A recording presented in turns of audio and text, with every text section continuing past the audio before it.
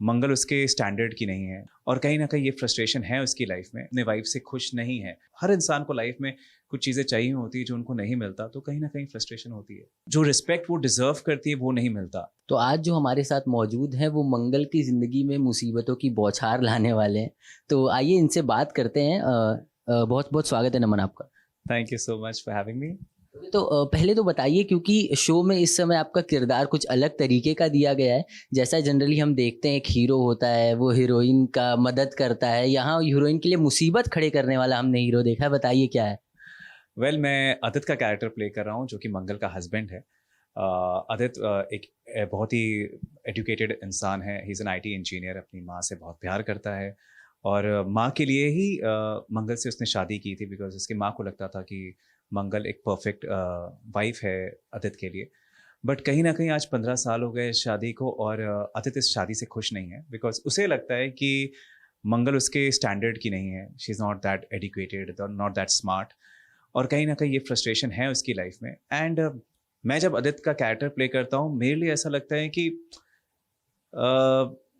वो भी बहुत मेहनत करता है, ऑफिस जाता है, बॉस की बातें सुनता है, फिर भी वहाँ पर काम करता है अपनी ईगो को दबा कर, बिकॉज उसको अपने परिवार के लिए पैसे कमाने हैं। फिर जब घर आता है, कहीं ना कहीं उसे वो नहीं मिला जो वो चाहता था, तो इसलिए वो फ्रस्ट्रेशन, वो जानकर ऐसा नहीं करना चाहता, बट वो अपने लाइफ में परेशान है फॉर सम रीज़न। तो जो अभी आपने बात बताई, उससे ये चीज़ समझ में आती है कि कोई भी कैरेक्टर उस तरीके से ग्रे नहीं है या गलत नहीं है। सबकी अपनी लाइफ है और उस हिसाब से वो सोच रहे हैं। तो क्या उसी तरीके से नमन का भी कोई, आदित्य का भी कोई किरदार है? जी एग्जैक्टली मैं बोल रहा हूँ कि ये नेगेटिव नहीं है। ये आदित्य कैरेक्टर ऐसा है, उसे लाइफ में कुछ और चाहिए था। मतलब आप ये नहीं बोल सकते बिकॉज वो चिल्ला रहा है तो वो गलत है। वो बिल्कुल भी इस शो में कोई ग्रे नहीं है, बहुत ही रियल है। आपको हर दूसरे घर में ऐसा मिलेगा, मतलब जहाँ पर लोग अपने वाइफ से खुश नहीं है। So it is that character, it's not grey. He has his own reasons कि वो क्यों फ्रस्ट्रेटेड है, क्यों नाराज़ है। हर इंसान को लाइफ में कुछ चीज़ें चाहिए होती है जो उनको नहीं मिलता, तो कहीं ना कहीं फ्रस्ट्रेशन होती है। ओके। और साथ ही जब आपको ये किरदार ऑफर किया गया था, जब आपने समझा इस किरदार को, तो कितने जल्दी वो पकड़ में आ गया कि हाँ भाई, मुझे कुछ इस तरीके से इसे रखना है? क्योंकि जब कोई भी नया कैरेक्टर होता है, जो उसे परफॉर्म करता है, वो उसका डिसाइड करता है किस तरीके से उस किरदार का पोर्ट्रेयल होने वाला है। तो वो बताइए। सी मेरे लिए बहुत थोड़ा सा, मैंने ये कैरेक्टर लिया भी इसलिए बिकॉज इससे पहले मैंने सिर्फ स्वीट बॉय रोल प्ले किया एंड मुझे कुछ अलग करना था एज अ परफॉर्मर। इस कैरेक्टर के जैसा मैं बिल्कुल भी नहीं हूँ, बट लकीली हमने हमारे डायरेक्टर के साथ पहले कुछ दिन वर्कशॉप्स किए, मैं और दीपिका ने, टू अंडरस्टैंड द कैरेक्टर। मतलब एक एक चीज़, हमारी क्रिएटिव्स भी वहाँ पर थी, तो that really helped. In fact scenes में अभी भी, बिकॉज जैसे ही हम शूट करते हैं, पहले हम रिहर्सल्स करते हैं, फिर जाके मैं डायरेक्टर से पूछता हूँ कि क्या ये सही जा रहा है कुछ, एंड अभी तक बहुत ही पॉजिटिव फीडबैक मिला है। तो आई एम अब, बिकॉज 2 महीने हो गए हैं, तो now I am got into the skin of the character. तो अब थोड़ा आसान है, बिकॉज फर्स्ट फ्यू डेज मैं भी खुद भी डाउट कर रहा था कि सही जा रहा है ना, बिकॉज मैं इतना एग्रेसिव तो नहीं लग रहा हूँ ज़्यादा। We have to keep it in the real zone. तो yes, first few days were challenging, but now it's getting easier. Okay. और साथ ही क्योंकि आप टीवी पहले से करते आए हैं और उसके बाद अभी आपने वेब सीरीज भी की है, तो बताइए आपको पर्सनली एज एन एक्टर क्या फ़र्क लगता है अगर आप एक डेली सोप कर रहे हैं और एक वेब सीरीज कर रहे हैं? वेब सीरीज थोड़ा सा आपको टाइम मिलता है प्रिपेयर करने का, टीवी में वो नहीं रहता, बिकॉज एवरी डे हमें दिखाना है कुछ ना कुछ। वेब सीरीज 1 महीने का रहता है, आप 3 महीने पहले प्रिपेयर करते हो। TV is fast fast, but जो टीवी आपको प्रिपेयर करता है as an actor, I don't think, मतलब आपने अगर टीवी कर लिया, आप कुछ भी कर सकते हो। और साथ ही आपसे जानना चाहेंगे कि वो जो पहले हम देखते थे कि टीवी वाले एक्टर्स मूवीज़ में हमें नहीं दिखते थे, बट अब वो चीज़ बदल रही है। तो क्या आपको लगता है ओटीटी प्लेटफॉर्म्स का इसमें बहुत बड़ा हाथ है?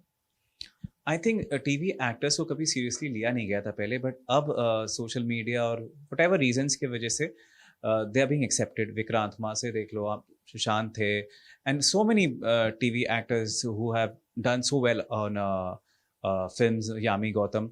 तो slowly slowly things are changing, and it's just कि आप थोड़े ओवर एक्सपोज हो जाते हो टीवी पे, तो you have to take little break and get back अगर if you want to do OTT and films. और साथ ही जब हम पिक्चराइजेशन की बात करते हैं, कोई चीज़ अच्छे दिखने के पहले उसके पीछे बहुत मेहनत होती है। तो बताइए दीपिका जी के साथ आपका ट्यूनिंग किस तरीके का रहा? किस तरीके से उनसे बातचीत हुई जब पहली बार मिली? मैंने फर्स्ट हमने मॉक शूट किया था, एंड हम मैंने कुछ और लोगों के साथ भी मॉक शूट किया था, और लड़कियों के साथ, but the connection and the vibe that I got with Deepika, that was something magical, जो हमारे क्रिएटिव एंड हमारे डायरेक्टर ने देखा. In fact they were like, I think you all to make a very good couple, and that's the reason हमें एक दूसरे के opposite cast किया गया. And she is a fabulous actor, बहुत अच्छी इंसान भी है, बहुत क्लीन एट हार्ट है. मतलब इससे पहले मैं उनके रील्स देखता था एंड समटाइम्स उनके डांस को देखकर हंसता था, बट शी इज़ फनी.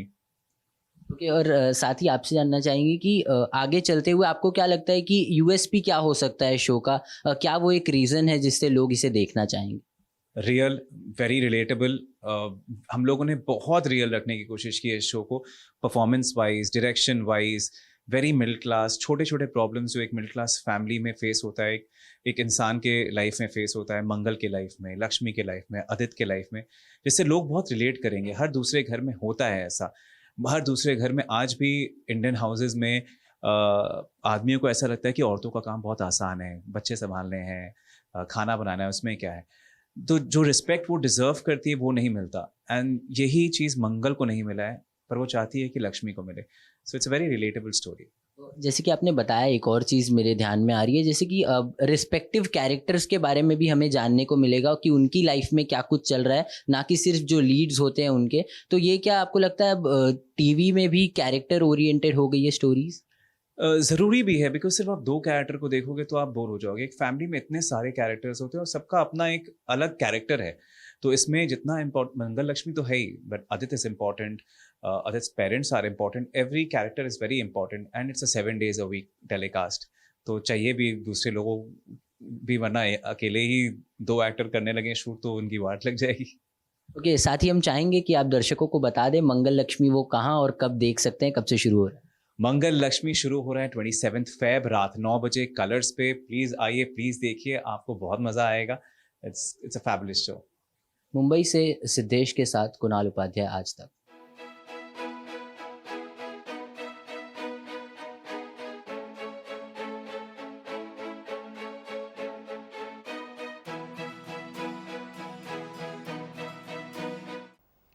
हम तो लेकर आते हैं आपके लिए 24/7 एंटरटेनमेंट. तो अगर आपको ये वीडियो पसंद आया है, आप इसे लाइक करें और कमेंट देके अपनी राय ज़रूर दें, क्योंकि आपकी राय हमारे लिए बहुत ज़रूरी है.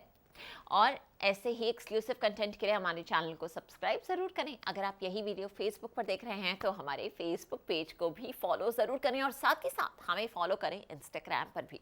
नाम तो आप सब जानते ही हैं, सास बहू और बेटियाँ.